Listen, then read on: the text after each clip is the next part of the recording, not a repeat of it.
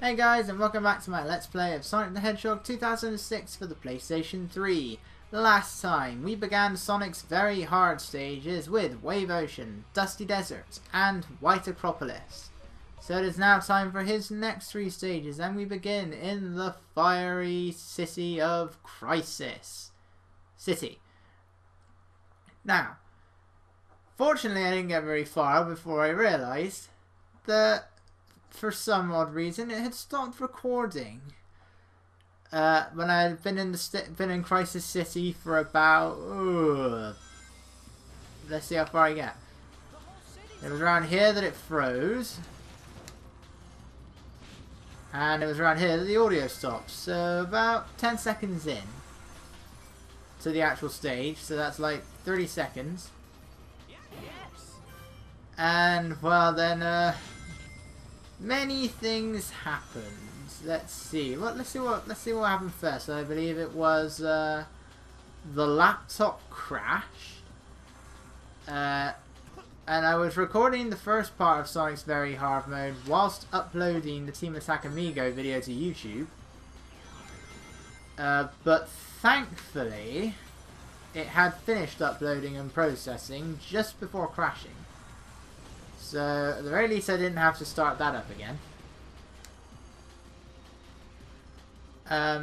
Oh, look, okay. The last time I actually phased through that loop and just then proceeded down normally.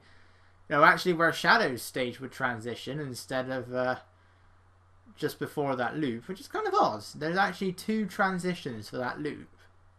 I just realised that now. That's pretty cool. That's very strange, but it's pretty cool. At the very least, it didn't mean I fell into a bottomless pit.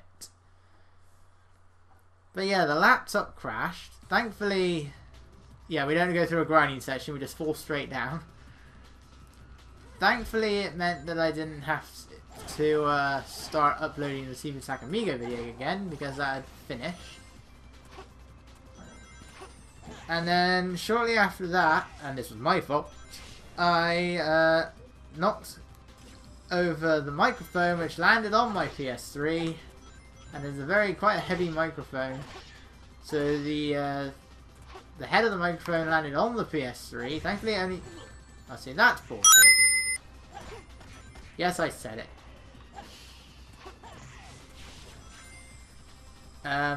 But that caused the PS3 to stop reading the disc. Thankfully, that's all that's gone wrong. The microphone still works, PS3 still works. Sonic 06 still somewhat works. So all seems well. I'm looking at the screen again, and it's still working. This laptop has a horrible tendency to start crashing. I don't know why. There was one point where it crashed 3 times in 1 week. I don't know why. I don't recommend doing that Lightspeed dash. I always miss it. And this is where you have to make sure you hold down the jump button for that, otherwise you're probably not going to make it. Crisis City is a stage that has received few changes, but there are still some, as you just saw then. And we still don't need to break that crate. But that was actually one of the biggest changes they made, really. The fact that you actually have to make a full, large, momentum-going jump in order to make that. And then homing attack off of the Iblis Taker, and then do an air dash onto the platform. But what we're coming up to is the extremely tight jump that I was mentioning in the previous part. It takes place during the Whirlwind section of Crisis City. And, well, basically this section lasts a little bit longer in Very Hard Mode. They actually extended it a little bit. Which is, yeah, that's weird. But it's not really something I have to complain about. Except for the types of jumps they expect you to make. Firstly, you have to go this way. And I like how the Iblis Worm first appeared above the ground, and then he went under the ground in 2 steps. Right. Issue number 1, that jump right there. I hate that jump. Because you have to be really precise with the timing. Number 2. Try to make these, because these things are moving. By the way, this isn't a max speed section. We can actually jump on top of these things. And this is where they extended it a little bit.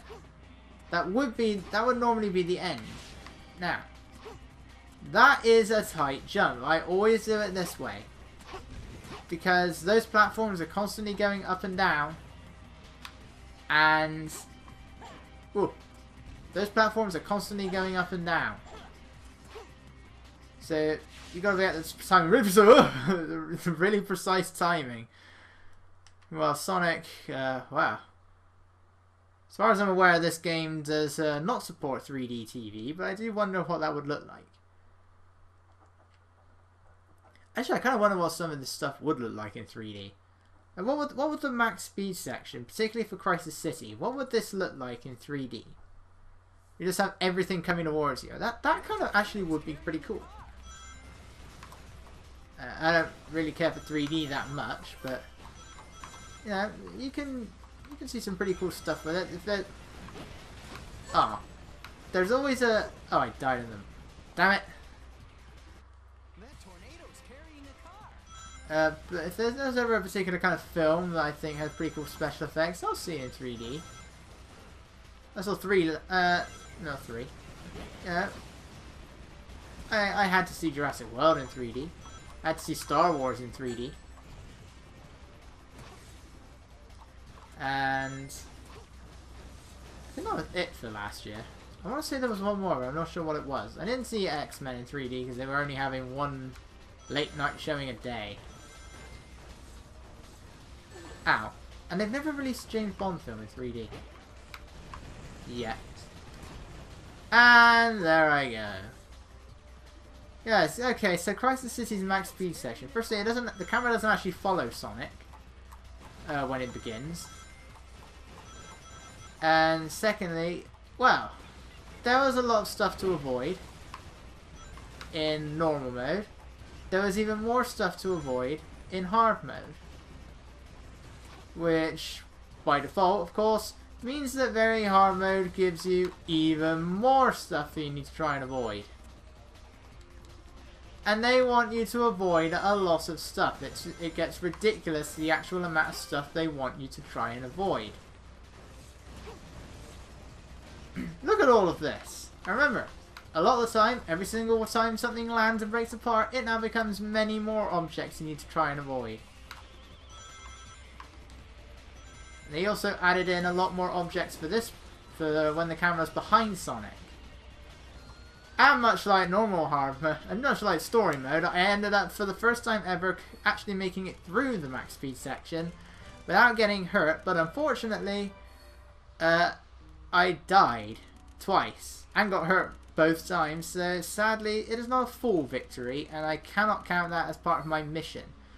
My mission is to still complete every max speed section without getting hurt, and again, it's just all 3 of Crisis City's max speed sections that I haven't done that with yet.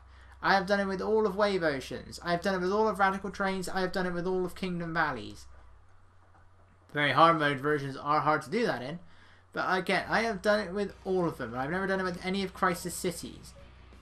The closest I have come are both times when recording, just then, and when I started the LP, back in part 3, when I completed Crisis City and managed to do the max speed section. It was like the second or third go at it.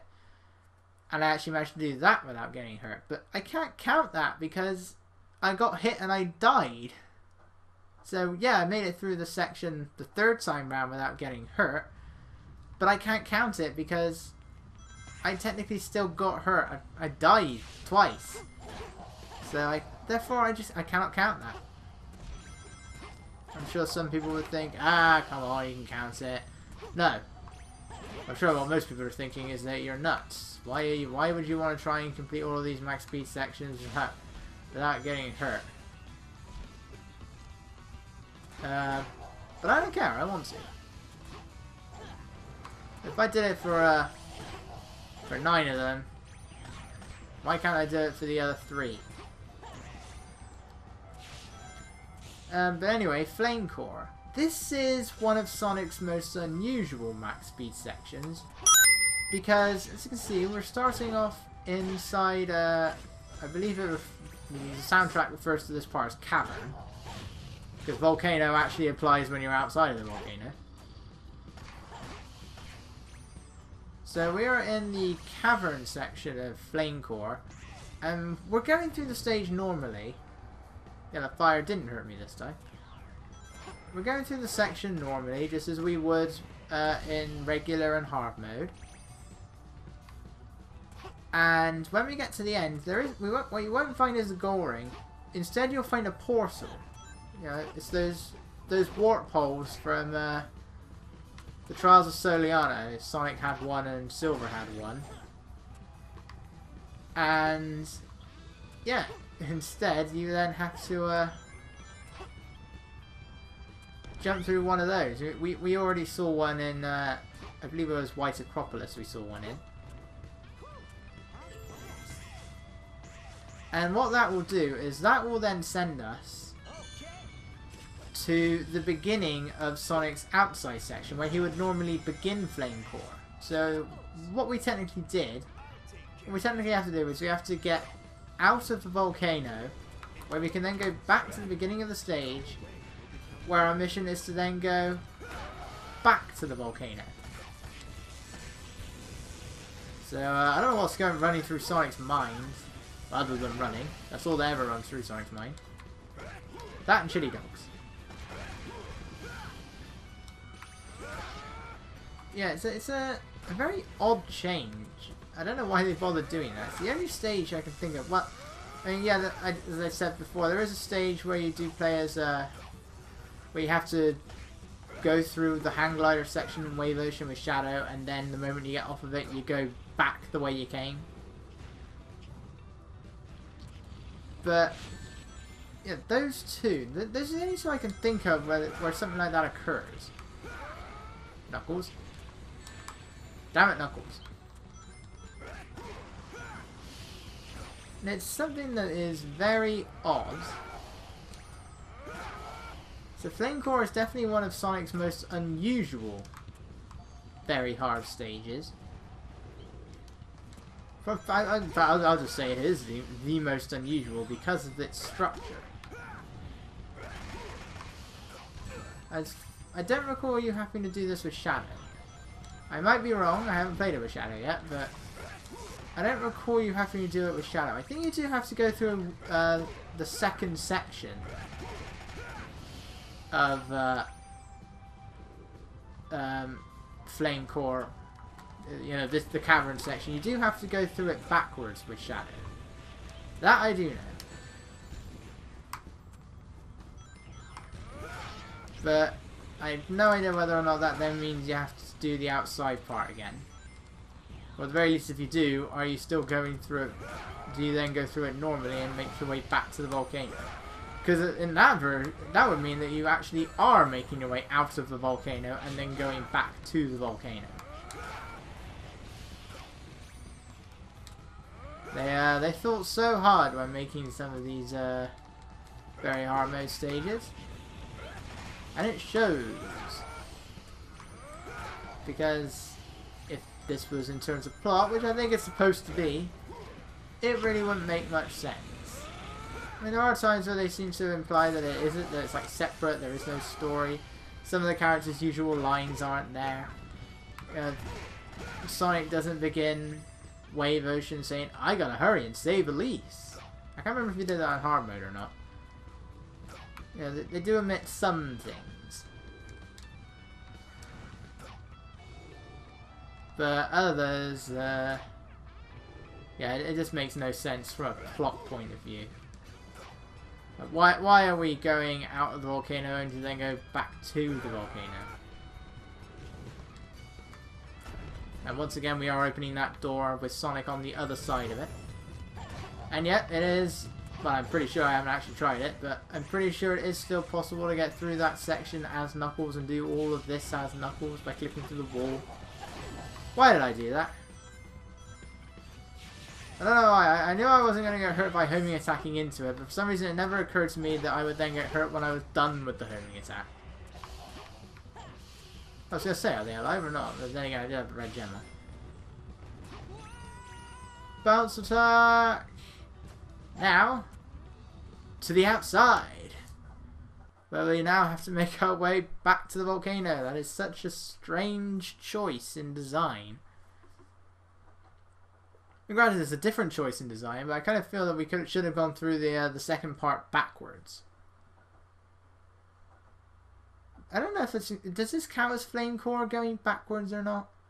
Because we did part 2 and then part 1, but we're still going through them in the same direction as always. We started a little bit further ahead, as it turns out. But other than that, does it count as the stage going backwards or just in a different order? He does still say that voice clip, apparently.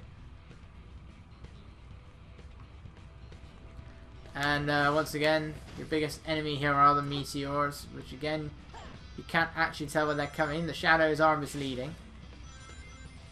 So don't just go and trust the shadows so that you know where they are. And what is going on downstairs? But anyway. Unfortunately, I missed that ring. The rainbow ring. I want these rings. You know what? Let's see if it's actually possible to get it there. But if I go over here... There we go. Oh, you... Alright, fine. I'll go this way.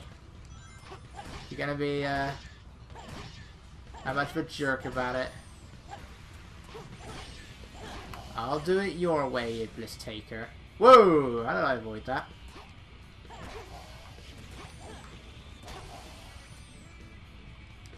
The only issue I have with having to switch gems with the D-pad is that I'm no good at moving Sonic and selecting at the same time. Because that technically means I then have to use the left analog stick with my right thumb. And I certainly can't do it with my index finger. So I would technically have to maneuver Sonic with the left analog stick using my right hand and using my left hand on the D-pad. So I can't jump, I can't homing attack or anything like that.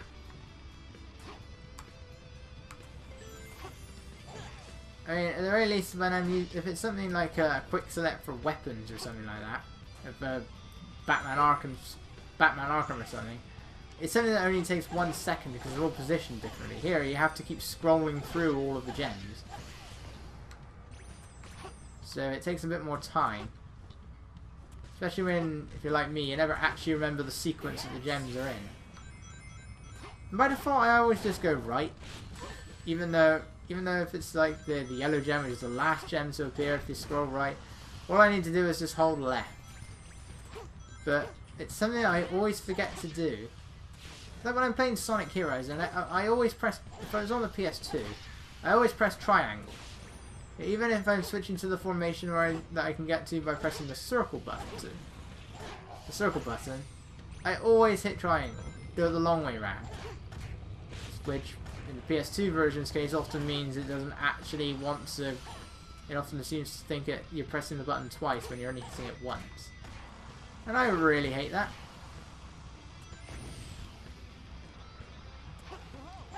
But, other than that, Flame Core doesn't really seem much actual... There really isn't much different here. The only real thing that stands out with Flame Core is the fact that you have to complete the stage the wrong way around.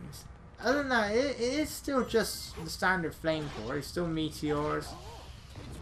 There's still the moving platforms over the lava. It's still a lot like Red Mountain from Sonic Adventure. There's a lot more fire geysers. But other than that, it is still the same Flame Core.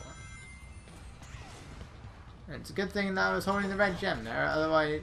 I don't know if the red gem's actually still active when you're doing the Lightspeed dash. But otherwise, if it is, then that meteor would have hit me.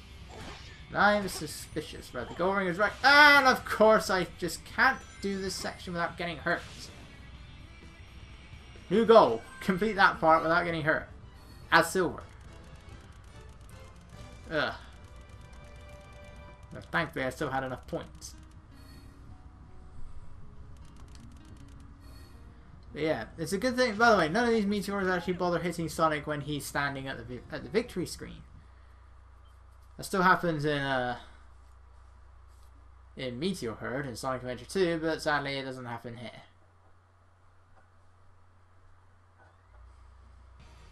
I still want to know where Sonic puts all of those rings, as Tails asks in Generations. But it's a good question.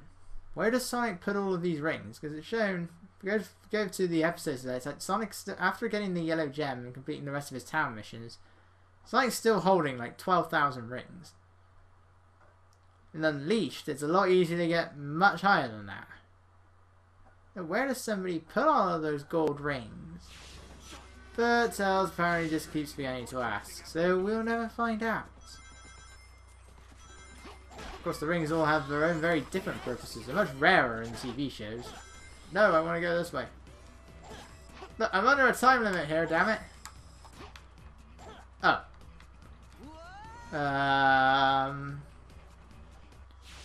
Well. That wasn't the best of starts. Either. Why am I suffering so much with starting up these levels? Right, this time. Yes, thank you.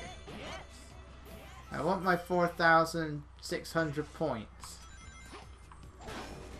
But yeah, as with before, we're still racing against the train. I don't know if it goes like super quick for the third switch, but at the very least we can slow the train down with the red gem. Unless it's something like this. I don't know why the red gem deactivates whenever you hit a dash pad, and especially with springs. I definitely don't get why it deactivates when you're using springs. But all of the dash pads. At the very least, you could think that maybe it means that the dash pad doesn't send Sonic as fast because it's moving slower. I'm not saying that with certainty, but you know, maybe that's the case. I think it does actually slow Sonic down when you use it on these conveyor belts. Yeah, it does. He slows down a lot when he's using the red gem. This is pretty much slightly higher than your normal speed, and then that's what happens when you let go. So the conveyor belts do actually, if you want to go fast, good shot there, sir. I'll let him have that one. I think I was just prolonging my death there. But yeah, I don't get why it deactivates when you use a spring though. But still, I don't. The dash pad is still going slowly when Sonic was technically touching it with the red gem, so I don't. It's weird. Unfortunately, there's so many dash pads and springs in this game that, in the end, it means that the only time you're ever really going to get some proper use out of the red gem is somewhere like here, although technically it slows you down there, as I've now found out.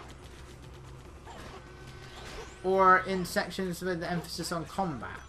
You know, it slows down the bosses, and a lot of them are waiting games. And everything else. This game is still pretty automatic with the amount of springs and dash pads that are here, and it's largely just because Sonic is so slow. So you're kind of limited with the gems, well, the red gem at least. Well, a lot of these gems are still pretty situational, because even though you can skip through entire level sections with the purple gem, a lot of the time there is still an invisible wall somewhere, normally placed well far away, that they knew you would only get to if you use the purple gem, which really makes me think, what the hell happened to my homing attack? Okay. But anyway, it really makes me think, yeah, they knew that they would be able to abuse these gems because we haven't programmed the meter. Let's not bother programming the meter though. Right, let's see if we can do this the fair way this time. I actually want to jump. I want that. Again, at the very least that spring is being obscured by the crate, unlike the other one was. Why does that keep happening? Whoa! At the very least I was able to save myself that time round. Something is gimping Sonic's homing attack there. Alright, trains. So, and yeah, they actually have an item there that increases the action gauge. Yeah, fills it up. That we've seen with Silver and Shadow. Only it does absolutely nothing for Sonic, only that it's a free 200 points. Other than that, it is completely and utterly useless. Where are they? Oh. Oh, can't actually see where I'm going. And there we go. Let's see how well I do with this max speed section. I've gotten hit in 2 of them so far. Sort of. In Crisis City's case. So how well can Radical Train go? Yeah, by the way, Radical Train is one of the least changed stages for very hard mode, as you've probably seen. There's really barely any difference here at all. Yeah, some enemies have changed, but that's about it. And that it is the same stage. Of course, they still like to give you a lot more of these spiked balls. Oh, and like they actually put an obstacle in the way there. Alright, I got hit in this max speed section as well. And unfortunately, Kingdom Valley has some precise platforming, which means I'm almost certainly going to die there as well. At least, at the very least, very hard mode at times does live up to its name a lot more than standard hard mode does. Not always, but sometimes. That's the Sonic actually responded to the wall being there this time. Once again, Sonic is certainly not concerned that this train is exploding. I still don't know why this train is exploding. We don't have a motorbike with us or anything like that. But thankfully it doesn't cause the final Elise's carriage to explode, and again, thankfully, the train decides to stop right before going through this tunnel. Yeah, there's no items there. So, she's perfectly safe. Unfortunately, that's not an S rank. So close to it though. It wasn't for that fence that the camera angle sort of prevents you from seeing, except for at the very last moments. I hate it when this game does that, but again, very hard mode does lead to some awkward camera angles. I mean, that's the normal camera angle, but with a bit of design that wasn't thought. They didn't think through it. But anyway, that about wraps it up for this section. So, next time, Tropical Jungle, Kingdom Valley, and Aquatic Base. See you guys then.